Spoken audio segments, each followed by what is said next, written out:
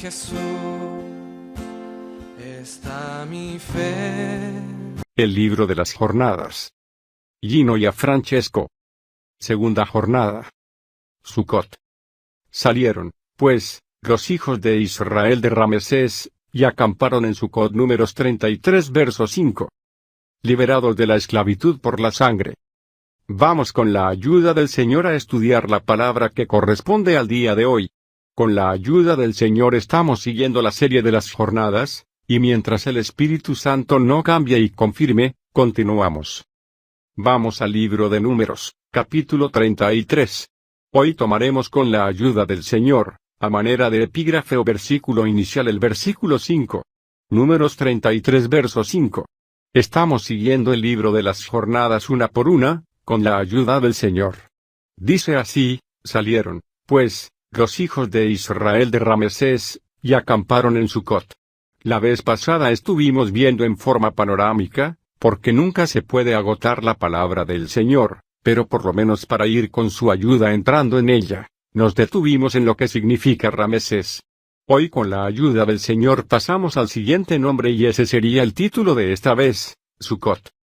Esa palabra, salieron, es muy grande, pero la palabra salieron se debe a la siguiente palabra, pues.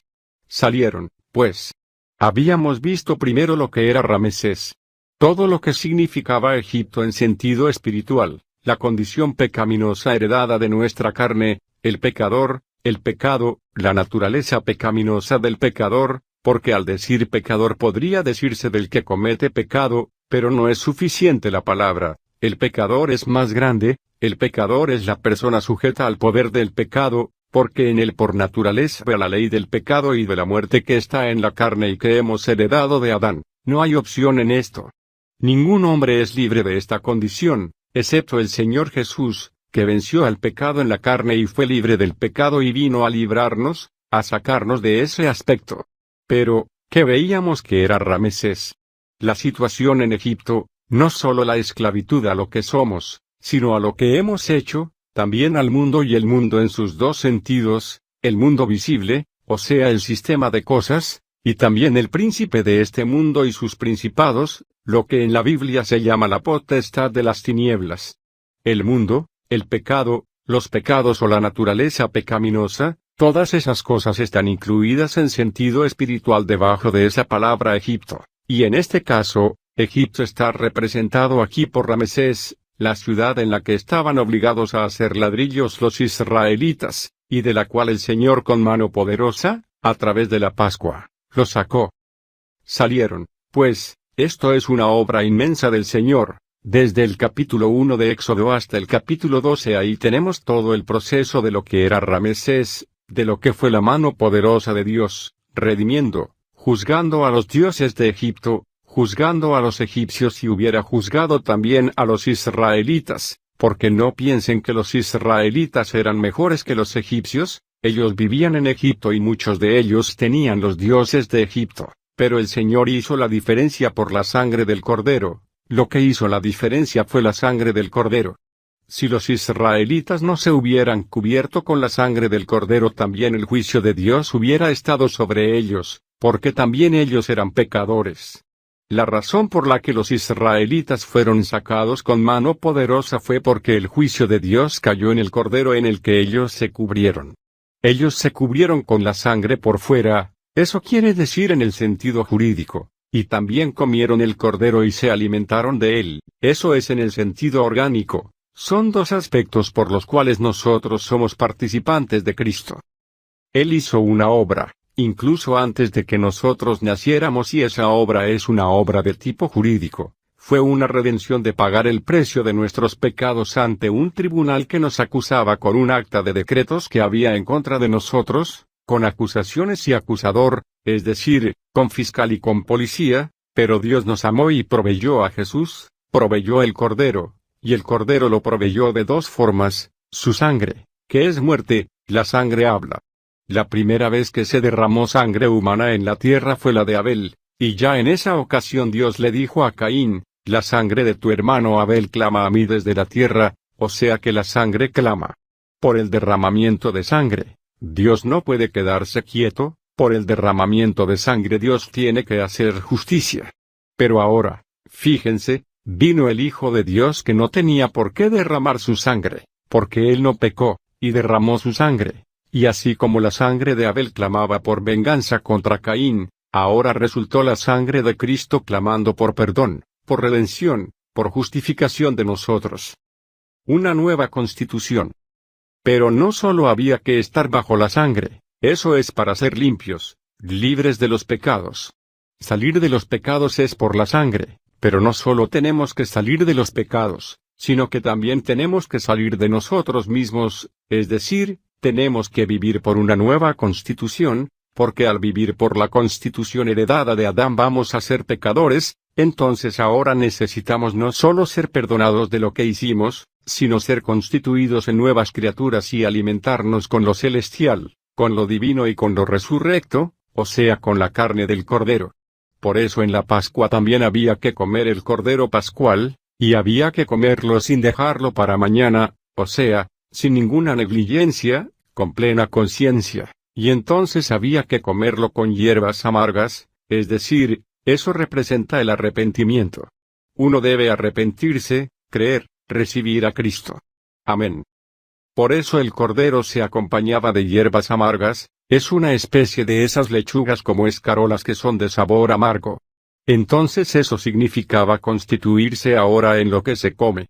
Uno se va constituyendo en aquello que uno come, uno se constituye en aquello de lo que se alimenta. Si uno se alimenta de telenovelas, se vuelve algo de eso, y después si usted es amigo de esos espíritus van a ser sus amigos también, van a venir y usted se va a sentir muy cerca del mundo, y esos espíritus lo van a rondar a usted. Si usted no quiere ser rondado por esos espíritus, entonces tiene que ser muy claro con ellos y decirles, en verdad no quiero saber nada de ustedes.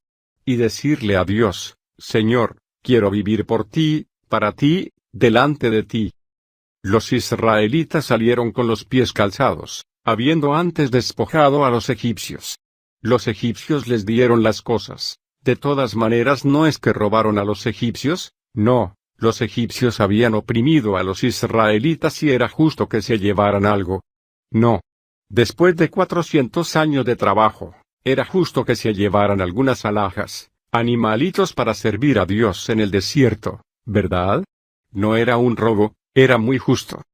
Las tiendas de los peregrinos. Ahora salen de ese lugar y se dirigen a una primera etapa, y esa primera etapa se llama Sukkot. La palabra Sukkot tiene un significado en el hebreo. La palabra Sukkot significa como enramadas, como cabañas, como tiendas, como tabernáculos, y nos recuerda la actitud de peregrinos. Fíjense en una cosa, Sukkot quedaba más o menos a unos 20 kilómetros de Ramesés, que hoy se llama algo como Bacus en el Egipto. Era donde el emperador Ramsés II decidió vivir, porque en Egipto hubo capitales en Memphis, en Tebas, según la dinastía, pero los ramésidas decidieron establecerse allá y ponerle el nombre de Ramesés, el nombre del mismo faraón, y pusieron a los israelitas a edificar Ramesés y a edificar Pitón, ¿qué quiere decir serpiente? Ustedes ya saben lo que significa estar haciendo ladrillos para edificar ese sistema. Sukkot quedaba más o menos a unos 20 kilómetros de Ramesés, todavía no tenemos aquí el mapa, pero es un poquito hacia el norte. Si usted mira bien el mapa, desde Ramesés se corre hacia el oriente y hacia el norte un poquito, a unos 20 kilómetros. Ellos salieron pasada la medianoche. Como a medianoche pasó el ángel y ellos salieron a esa hora, felices, contentos y en fiesta, y empezaron a caminar. Y fíjense hacia dónde los dirigió el Señor por mano de Moisés. La primera etapa fue una etapa suave. Sukkot era un lugar donde había unas marismas, como unos lagos donde también había abundancia de peces, de aves, especialmente gansos y pájaros, donde incluso los faraones iban a hacer sus cacerías. Al principio era un lugar muy cómodo, muy agradable, donde valdría la pena estar. Y estaba ubicado exactamente en la frontera de Egipto, en la frontera. Esto es muy significativo, y el nombre mismo, Sukkot. Aunque no hay que confundir este Sukkot con otros dos Sukkot que hay en la Biblia, porque en la Biblia aparecen 3 Sukkot. Uno aparece en el tiempo de Jacob, Había una ciudad donde Jacob estuvo un tiempo y se llamó Sucot, porque él mismo le llamó Sucot, pues allí, él mismo hizo su enramada. Entonces ahí moró él por un tiempo, y ese lugar se llamó el de la enramada, pero ese Sucot no es el de Egipto. Después en el tiempo de los jueces, especialmente de Gedeón, y el hijo de Gedeón, Abimelech, hubo otro Sucot que quedaba en Galaad, ubicado hacia el lado donde la tribu de Gad y la media tribu de Manasés y de Rubén tenían su lugar. Entonces allá también hay historias bíblicas que acontecieron en ese otro Sucot, pero no vamos a confundir el Sucot de Jacob, ni el Sucot posterior de la época de los jueces, especialmente de Gedeón y de su hijo Abimelech, el que mató a sus hermanos, hijos de Edom, con este Sucot egipcio. Ahora estamos en ese Sucot de Egipto, el que queda en la frontera de Egipto. Era un lugar donde había agua y provisiones, era un lugar donde se podía descansar, aunque el Señor no los dejó descansar mucho tiempo allí, pero de todas maneras ellos empezaron por Sucot.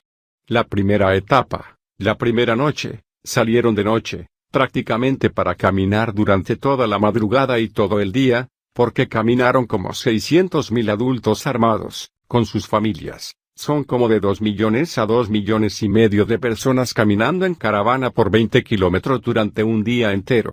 Eso significa una caminata. Yo no sé cuántos aquí se han pegado esa caminata de 20 kilómetros, pero cualquiera que haya caminado 20 kilómetros en un día sabe que no es una cosa pequeña. Y salieron nada menos que a esa hora, habrán llegado bastante cansados, pero iban felices, iban contentos. Habían iniciado un éxodo, la salida, la partida.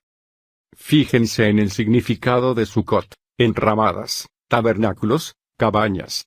Ya desde el principio, Dios colocó a su pueblo como peregrino. Esa es la primera característica, el pueblo empieza a peregrinar. Fíjense que cuando el Señor lo saca a uno, lo saca para empezar a andar, y anduvieron bastante, no se quedaron muchos días en Sucot. Una sola nochecita, después de una caminata de 20 kilómetros, y al otro día, otra vez se levantaron, otra caminata igual, pero iban con mucho ánimo. Pero no pasemos a la otra, detengamos en Sucot. ¿Qué puede significar Sucot espiritualmente para nosotros? Primero la condición de peregrinos. Igual le dijo Dios a Abraham cuando aún estaba en su tierra, en su parentela, y Dios le dijo a Abraham en Génesis 12 verso 1. Deja tu tierra y tu parentela. Deja y ven a la tierra que yo te mostraré, y dice en Hebreos 11 verso 8 que Abraham salió sin saber a dónde iba, o sea, salir sin saber a dónde se va, significa salir a confiar en Dios, es decir, Dios comenzaba a enseñarles la fe, ¿y qué manera usó Dios para enseñarles la fe? Primero, estaban arraigados con su vida segura aquí en este mundo, por lo menos en Egipto tenían cebollas, ajos, pepinos, puerros, y algunos querían volver a la esclavitud, porque tenían seguridad, y las carnes de Egipto. El Señor los puso a ser peregrinos, y ser peregrino es una cosa importante. Disponibles para el Señor. Jesús dijo en Lucas 14 verso 33 que el que no renuncia a padre, madre, etc., y le sigue, no puede ser su discípulo, o sea, que al Señor hay que seguirle quiere decir ser peregrino. Quiere decir empezar a estar disponible para el Señor. Ser disponible quiere decir que ya no puedo estar tan arraigado a nada, porque estar arraigado es idolatría. A veces estamos tan aferrados a situaciones, a personas, puede ser el modus vivendi, la manera como hemos vivido dependiendo del mundo, que no tenemos la suficiente fe para confiar, y que Dios nos ponga a salir como a Abraham, sin saber a dónde vamos. Claro que Dios sí sabe. Nosotros no sabemos a dónde vamos, pero sabemos que Dios sí sabe a dónde nos lleva. Él nos sacó con mano fuerte. Dios siempre sacó a los patriarcas siempre fueron personas de tienda, personas de enramadas, personas de tabernáculos, y son caracterizados para el altar y la tienda. Esa fue la vida de los llamados por Dios, los que Dios llamó, los llamó a vivir en tienda y a hacer altar. Hacer altar quiere decir consagrar a Dios las cosas, y vivir en tienda significa no estar arraigados a nada. En cualquier momento que el Señor te lleve, tienes que estar dispuesto. ¿Cuántas cosas dejamos de hacer para Dios debido a que estamos atados a las cosas? Las cosas nos tienen atados. Amamos las cosas de tal manera que no somos capaces de dejarlas para seguir al Señor. No, si nosotros adoramos las cosas que tenemos, ellas nos atan. Entonces hay que comenzar siendo peregrinos, tener un corazón dispuesto a ser desatado, un corazón dispuesto a dejar de ser idólatra para pasar a ser adorador. Para dejar de ser idólatra y ser adorador, hay que aprender a hacer altar y hay que aprender a vivir en tienda, es decir, a ser peregrino. Nuestro corazón aquí es de peregrino. Hay un dicho del Señor Jesús que sobrevivió en la tradición extrabíblica, que dice, sed transeúntes, la vida es como aquel que pasa un puente, tiene que pasar el puente pero no puede hacer la casa en el puente. Dice que si uno hace la casa en el puente, no está siendo transeúnte, uno no puede hacer la casa en el puente, pues el puente es para pasar de aquí a allá. Hermanos, realmente nuestra vida es la grandísima oportunidad que tenemos de escoger cuál va a ser nuestra verdadera casa, pero nuestra verdadera casa no es aquí, nuestra verdadera casa es allá. Allá es donde se nos dará lo que es nuestro, esto aquí es solamente para que seamos probados y tomemos al fin la decisión en qué decidimos ocupar nuestra vida, qué fue lo que amamos, qué fue lo que adoramos, a qué estuvimos unidos o atados. Entonces esto es muy importante, entender lo que es la vida de tienda. Falsos creyentes entre el pueblo de Dios. Hubo algunas cosas específicas que acontecieron en Sucot, que fueron acontecimientos en Sucot. Cuando tú lees cuidadosamente los capítulos 12 y 13 de Éxodo, por lo menos una parte del 13, allí ustedes van a encontrar algunas frases claves de cosas. Cuando lees el contexto general, descubres qué fue lo que aconteció en Sucot. Podemos mirar por lo menos algunas cositas allí. En Éxodo 12 versa 37 dice, partieron los hijos de Israel de Ramesés a Sucot, como 600,000 hombres de a pie, sin contar los niños. El censo está en números, a algunos les ha parecido exagerado, pero el censo está en números, y sumando da alrededor de 600 y pico de mil, o sea que aquí estos 600 es redondo, sin contar los niños. Ahora, fíjense en esta frase siguiente que nos ayuda a entender un poco esta etapa inicial. Aquí en Sucot hay todavía gente que acompaña al pueblo sin haber participado de Cristo. Miren lo que dice el verso 38. También subió con ellos grande multitud de toda clase de gentes, y ovejas, y muchísimo ganado. Subieron con ellos a Sucot. ¿Qué significa Sucot? Una primera etapa, somos peregrinos y algunos nos acompañan en las primeras etapas, pero nos acompañan de la boca para afuera. Acompañar las cosas de corazón es una cosa, acompañar las cosas con revelación es una cosa distinta a estar en el ambiente. Alguna persona fue atrapada en el ambiente y puede acompañar el ambiente cristiano, puede saberse los coritos, puede ser hijo o sobrino o nieto de la abuelita que es creyente y la abuelita lo lleva a la escuela dominical, y saber muchas cosas como los creyentes, pero no haber tenido una experiencia personal con Dios. Dios está representando en esas primeras etapas, y mire el verso 38. Éxodo 12 versos 37 y 38. Partieron los hijos de Israel de Ramesés a Sucot, como 600,000 hombres de a pie, sin contar los niños. También, aquí está ese también, son personas que más adelante van a causar problemas en etapas posteriores, subió con ellos grande multitud de toda clase de gentes, y ovejas, y muchísimo ganado. Voy a detenerme un poquito aquí antes de entrar en el siguiente punto de Sucot. El segundo punto de Sucot es el de los alimentos de los ácimos, pero ese es después. Primero aparece aquí gente que no es de Dios, pero que está entre el pueblo de Dios, gente que está en las primeras etapas, cuando no se nota quién es y quién no es. Es cuando el Señor dijo en Mateo 13 del 24 al 30 y del 36 al 43 la parábola del trigo y la cizaña. Cuando el trigo es tierno, es parecido a la cizaña. Vino el enemigo y sembró cizaña entre el trigo y luego crecieron juntos la cizaña y el trigo, cuando el trigo no ha madurado se parece a la cizaña.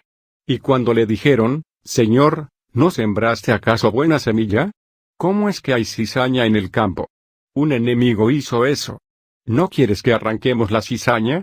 No, no sea que al arrancar la cizaña, arranquéis también el trigo, es decir, que al principio, cuando se es nuevo en la caminata, cuando apenas se comienza la peregrinación, no se nota bien quién de verdad nació de nuevo y quién no, y el no nacido de nuevo, apenas está siguiendo una forma cultural. Algunos no fueron llevados al Señor, fueron llevados, como dicen muchos hermanos, a la reunión de los hermanos. Venga, lo invito a donde unos hermanos muy queridos, allá son muy buenos. Lo llevan, pues, a donde los hermanos o a donde un pastor que predica muy bonito, o allá cantan muy hermoso, pero la persona no fue llevada al Señor. Todo comienza con la Pascua. Nótese que aquí en Sucot fue cuando el Señor les dijo a los israelitas lo de la consagración de los primogénitos, en el capítulo 13 de Éxodo, y hay otra cosa que sucede en Sucot. En Sucot el Señor les dice a los israelitas que celebren ese día. Ellos salieron el día 15 del mes de Abib Nisan, que es el primer mes del año. Aparece tanto en Éxodo 12 como en Números 33. Dice Números 33 versa 3, de Ramesés salieron en el mes primero, a los 15 días del mes primero, el segundo día de la Pascua salieron los hijos de Israel con mano poderosa, a vista de todos los egipcios. Vemos, pues, que la Pascua se celebraba el 14. Vamos a Éxodo 12 y lo comparamos con Números 33. En Éxodo 12, el Señor establece que Abib es el primer mes, y es el mismo mes de Nisan, es el que corresponde a la llamada Semana Santa, que a veces en el calendario gregoriano, cae en marzo, a veces en abril. El verdadero año nuevo, según Dios, es en la Semana Santa, no es en enero, porque esto de enero es del dios Jano, febrero del dios Febo, marzo del dios Marte, así como lunes de la luna, martes de Marte, miércoles de Mercurio, eso es pagano. El calendario de Dios está aquí en Éxodo 12. Mire lo que dice Dios. Éxodo 12 verso 2 Este mes os será principio de los meses, para vosotros será este el primero en los meses del año. Esto significa que para el pueblo de Dios, este será el primero de los meses del año, pero claro, Roma heredó de Grecia, Grecia de Egipto, entonces el calendario del mundo es un calendario pagano, el verdadero calendario es este. Entonces miren, hermanos, esto que pasó. Para el Señor todo comienza con la Pascua. Este será para vosotros el primer mes, ¿cuál mes? El mes en que se celebra la Pascua. ¿Qué es la Pascua? El sacrificio del Cordero. Es el verdadero comienzo del pueblo de Dios, el verdadero comienzo es cuando el Señor murió por nosotros, derramó su sangre, creímos en Él, lo recibimos, ahí recién nacimos de nuevo y ahí recién comenzamos. Entonces para Dios, el verdadero comienzo es con la Pascua, por eso en Abib es el comienzo para vosotros, no importa cuál sea el calendario del mundo. Para vosotros, mi pueblo, este será el primer mes. El mes de Abib, que se llama también Nisan, que a veces cuadra con marzo o con abril, ese es el primer mes del año. Por eso es que a un mes se le llama septiembre, porque era el séptimo, octubre, el octavo, noviembre, el noveno, fue que los paganos nos corrieron la cosa, pero el verdadero orden es el bíblico. Entonces fíjense que todo para el Señor comienza con Cristo. Cuando venimos con la sangre de Cristo y recibimos al Cordero, ahí es cuando comienza para nosotros la vida, ese es el verdadero comienzo. Pero, ¿qué pasó en Sucot? ¿Saben qué pasó en Sucot? Primero tengamos en cuenta que ellos salieron el día 15. En la Biblia, el día no comienza a las 12 de la noche, sino cuando se pone el sol, a esa hora se acabó el día y comenzó la tarde y la mañana del día siguiente. En la Biblia, dice la tarde y la mañana. Cuando se pone el sol a las 6 de la tarde, aquí para nosotros en este hemisferio, ahí terminó ese día y comenzó la tarde del siguiente día.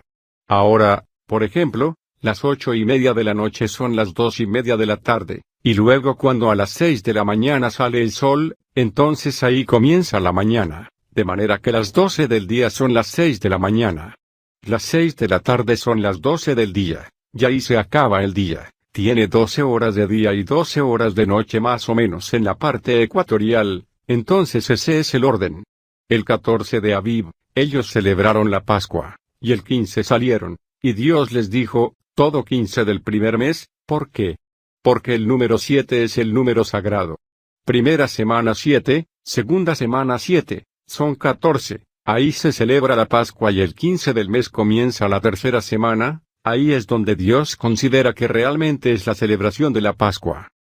Ellos salieron en la noche, que era la tarde, y viajaron durante el día 14, mataron el cordero a la noche, o sea al llegar el día siguiente, el 15, que empezó a las 6 de la tarde del 14, comenzaron entonces a reunirse a comer el cordero por familia y a la medianoche pasó el ángel por ahí a las 12 de la noche, 1 o 2 de la mañana, estaban los egipcios llorando y diciendo, váyanse de aquí porque vamos a morir todos, y llévense todo lo que sea necesario.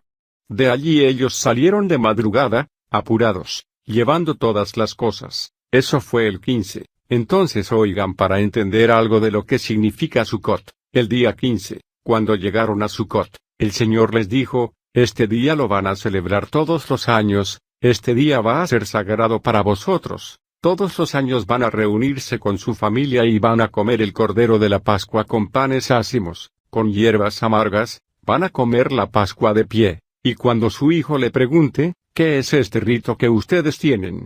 Ustedes les responderán, nosotros éramos esclavos en Egipto y tal, y el Señor nos libró de esta manera. Pero fíjese en un detalle que añadió el Señor.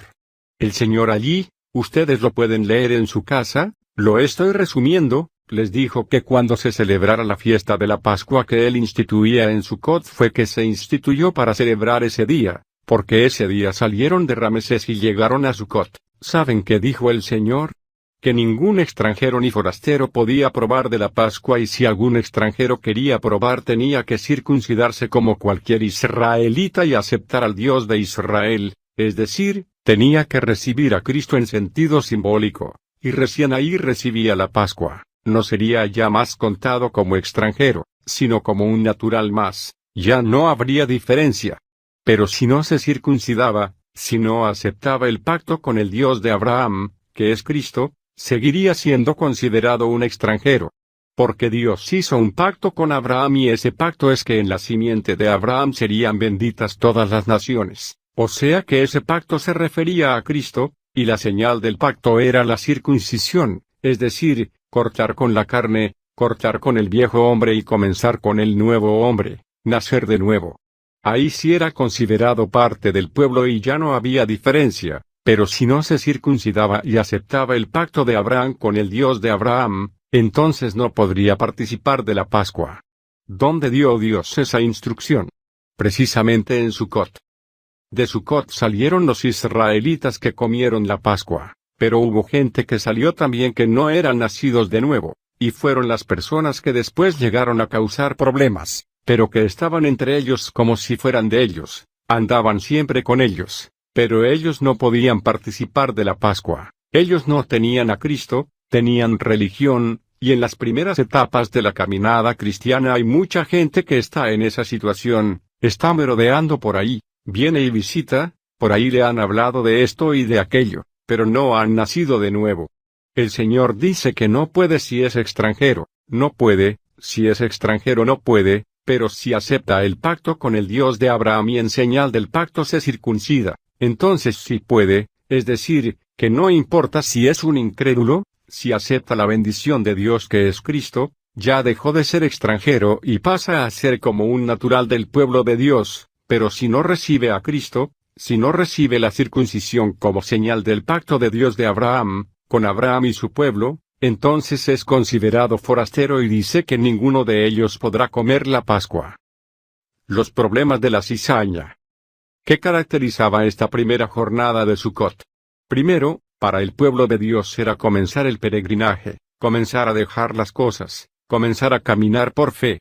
Segundo, entre los que caminaban algunos no habían participado del Cordero, ni de la sangre, y salieron porque vieron que salieron los israelitas. Ellos vieron lo que Dios hizo y se fueron con ellos, pues resulta que en esas ciudades egipcias había barrios de los de Asia Menor, barrios de amalecitas, de semitas, había barrios de libios, de sudaneses, de etíopes, que vivían junto con los israelitas y allí tenían su santuario de la diosa Astarte y tal y cual, otra. Todo eso lo tenían en Egipto. Y cuando salieron los israelitas, mucha gente caminó con ellos. Entonces fíjese lo que significa Sucot. Es un comienzo de peregrinación, pero hay mezcla, hay gente que no es del pueblo hebreo. Por ejemplo, podemos ver en la epístola de San Judas Tadeo la explicación que hace Judas de cosas que dice el mismo San Pedro, pero leámosla primero en Judas, porque a veces si no las leemos en Judas se puede malentender la de San Pedro. Vamos a leer en los últimos versículos desde el 16, donde dice, estos son murmuradores, o sea, a una persona que no ha nacido de nuevo le es tan fácil murmurar, decir, criticar, porque como no tiene el Espíritu, no es enseñado por dentro, no se da cuenta de lo que hace. Cuando una persona tiene el Espíritu puede fallar pero inmediatamente se da cuenta y tiene que pedir perdón. La otra persona no se da cuenta ni pide perdón, parece que no ha nacido de nuevo, está en la cultura evangélica pero no ha nacido de nuevo, no está en el reino de Dios. Continúa diciendo en Judas en los versos 16 al 18. Estos son murmuradores, querellosos, que andan según sus propios deseos, cuya boca habla cosas infladas, adulando a las personas para sacar provecho. Pero vosotros, mire la diferencia, amados, tened memoria de las palabras que antes fueron dichas por los apóstoles de nuestro Señor Jesucristo, los que os decían, en el postrer tiempo habrá burladores, que andarán según sus malvados deseos. ¿No era eso lo que decía San Pedro en la segunda carta? En el capítulo 2 versos 13 y 14 y en el capítulo 3 verso 3 pues fíjate, cuando tú lees solo a San Pedro diciendo que vendrían falsos maestros que incluso enseñarían herejías de perdición, que estarían en medio de los ágapes de los hermanos, comiendo con los hermanos, pero que andarían también fornicando, adulterando, murmurando. ¿Qué sucede entre el pueblo de Dios? ¿Por qué hay personas del pueblo de Dios que con tanta facilidad pecan y sin embargo tienen la cultura evangélica? Aquí lo explica Judas en el verso 19. Dice: estos son los que causan divisiones, los sensuales, que no tienen al Espíritu. Esa es la explicación. Si tú lees solo a Pedro, te preguntarás, ¿cómo puede haber estas personas que hasta son maestros? Sí, son maestros, pero enseñan herejías de perdición y niegan al Señor, pero lo niegan religiosamente, lo niegan en pleno púlpito. ¿Saben ustedes que hay púlpitos en catedrales con vidrios de colores, con órganos de tubos, donde el predicador está con su cuello volteado, con su toga, donde vive de los diezmos de la organización y enseña que Jesucristo no resucitó, ni que nació de la Virgen María, ni que la Biblia es palabra de Dios? Entonces, ¿cómo es eso? Enseñando herejías dentro del ambiente religioso, eso se debe a que tiene una cultura religiosa, occidental, pero no nació de nuevo, no tienen el Espíritu. Entonces la clave está en esto que dice Judas, no tienen el Espíritu. Hermanos, cuando el trigo es nuevo, es decir, cuando acaba apenas de brotar o de salir, pues no se diferencia mucho de la cizaña, y si tú arrancas la cizaña, puedes arrancar el trigo también, porque no se nota la diferencia. A medida que se va caminando y se va caminando, ahí empiezas a ver qué pasó con aquellos que salieron, pero que no habían nacido de nuevo, que no habían comido al Cordero, ni estaban bajo la sangre. Hay personas que no están bajo la sangre, que no tienen a Cristo, que no tienen el Espíritu, pero que están entre los cristianos sin ser ellos cristianos. Eso sucede en Sucot. No es suficiente estar entre el pueblo cristiano. A veces nosotros podemos pensar que todos los que están presentes están entendiendo todo, y están caminando con el Señor, y no siempre es así. Muchos no están entendiendo bien, muchos están entendiendo naturalmente y tomando las cosas por otro lado, pueden acompañar y hasta pueden enseñar, pero la clave está en haber participado del pacto con Dios, de la alianza con el Dios de Abraham, una verdadera relación personal, estar de verdad bajo la sangre y haber comido del Cordero y el haber sido circuncidado, entonces es un israelita verdadero. No es un sirio, ni un asiático, ni un libio, ni un sudanés que está acompañando a los egipcios. No. Ahora, pudo haber sido un egipcio, pudo haber sido un cananeo, pero si aceptó el pacto de Dios, si fue circuncidado, puede comer de la Pascua, puede participar y es considerado como del pueblo, es decir, nadie es excluido, ningún pecador por muy perverso que sea es excluido, cualquier persona puede recibir directamente, pero tiene que ser una relación directa y personal con Dios, no es suficiente un acompañamiento cultural. Miren, hermanos, un pastor luterano le decía al hermano Aniceto Mario Franco en Brasil, que de la colonia luterana de la que él era pastor, que era como de 2000 luteranos, 26 eran nacidos de nuevo, porque los otros eran luteranos, por el hecho de haber nacido en Alemania, tal como sucedió en la época de la Reforma, que según la religión del príncipe era la del pueblo. Si nacía en España era católico, si nacía en Suecia era luterano y si nacía en Holanda era reformado, y depende, porque si era reformado de Ámsterdam, era calvinista, y si era reformado de Rotterdam, era arminiano, pero dependía era de haber nacido en esa cultura, no era que había nacido de nuevo ni que tuviese una condición personal, no. Si el príncipe aceptaba las ideas de Lutero, todo su país era luterano, entonces miremos cuántos luteranos hubo en Alemania.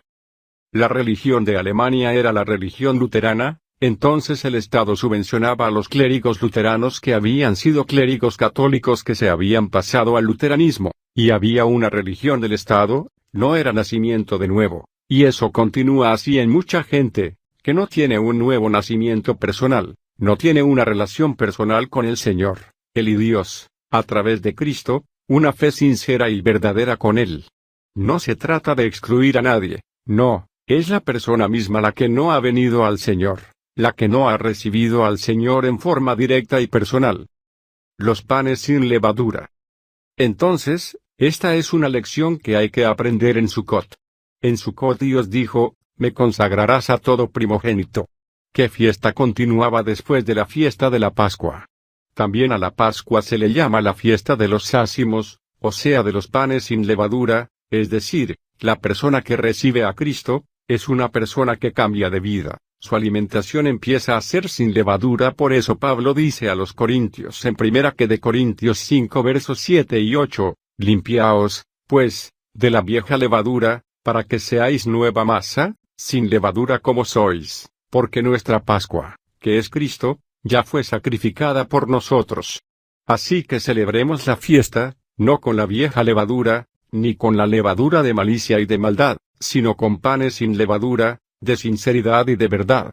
Los panes sin levadura fue lo que comieron los israelitas en Sucot, porque ellos, dice aquí en Éxodo 12 del 37 al 39. Partieron los hijos de Israel de Ramesés a Sucot, como 600,000 hombres de a pie, sin contar los niños. También subió con ellos grande multitud de toda clase de gentes, y ovejas, y muchísimo ganado. Y cocieron tortas sin levadura de la masa que habían sacado de Egipto, pues no había leudado, porque al echarlos fuera los egipcios, no habían tenido tiempo ni para prepararse comida. Ya no están en Egipto, ahora están en Sucot.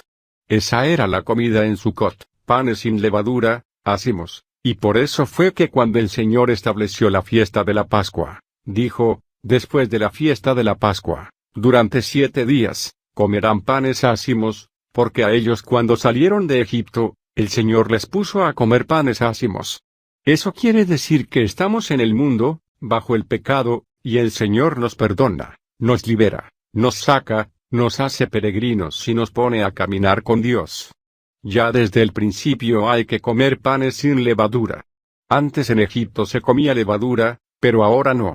En el mismo principio, desde la primera etapa, el Señor pide ya santidad de su pueblo, es ya una separación, todavía ni siquiera se han bautizado porque es apenas en el Mar Rojo que se bautizan, pero ya comieron, ya creyeron, si creyeron, salen y si salen, caminan en dirección a Dios y caminan en santidad, ya desde el principio. Desde el principio panes ácimos, sin levadura. Y cocieron tortas sin levadura de la masa que habían sacado de Egipto, pues no había leudado, porque al echarlos fuera los egipcios, no habían tenido tiempo ni para prepararse comida. Entonces, esta fue la primera comida. La primera comida fue el cordero con panes sin levadura y hierbas amargas, eso fue en Ramesés, y en Sucot fue panes sin levadura. ¿Qué sucedió en Sucot? Comenzaron a peregrinar y a caminar con el Señor en santidad, pero había mucha gente que los acompañaba que no era de ellos. Dice San Juan en 1 de Juan 2 verso 19, salieron de nosotros, pero no eran de nosotros, porque si hubieran sido de nosotros, hubieran permanecido con nosotros, pero salieron para que se manifestase que no todos son de nosotros. Uno ve multitudes, pero, ¿cuántos de esas multitudes realmente son de Dios? Cuando se está comenzando el cristianismo, hay muchas conversiones, mucha gente, pero el Señor no se engañaba. Ah, ¿me seguís? Porque habéis comido el pan y os saciasteis, por eso me siguen, porque quieren salud, dinero, amor, etc., pero caminar con el Señor, comer el cordero, comer panes sin levadura, eso ya no. Entonces, hermanos, es muy significativa esta primera noche pasada fuera de Egipto, Sucot. Entonces en Sucot había panes sin levadura, consagración de los primogénitos con la institución de la Pascua y prohibición de darle la Pascua a los que no eran del pueblo de Israel, es decir, a los forasteros y a los extranjeros. Pero si ellos se circuncidaban, mostrando que hacían pacto con el Dios de Abraham y creían su bendición, ahí sí eran contados como si fueran del pueblo. Ya no había diferencia entre sudanés, entre libios, entre cananeos, egipcios e israelitas, ahora eran el pueblo de Dios. ¿Qué los hacía uno?